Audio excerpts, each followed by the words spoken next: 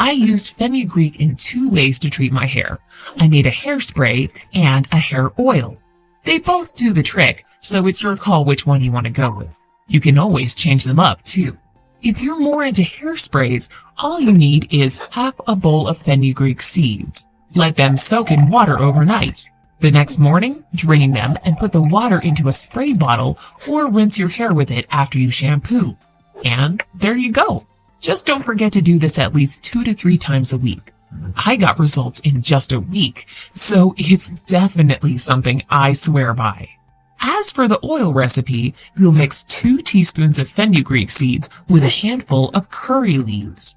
Fry them on low-medium heat for a couple of minutes, and then put them in a mixing bowl so that you can grind it into a powder. When everything's done, heat up 2 tablespoons of coconut oil with 2 teaspoons of your powder, using low-medium heat once again. Then, simply let the oil cool for a bit, strain it, and rub it into your scalp. It's better to leave it on your hair for about an hour, and then wash as usual. Of course, there are all kinds of other natural remedies you can use to thicken up your hair,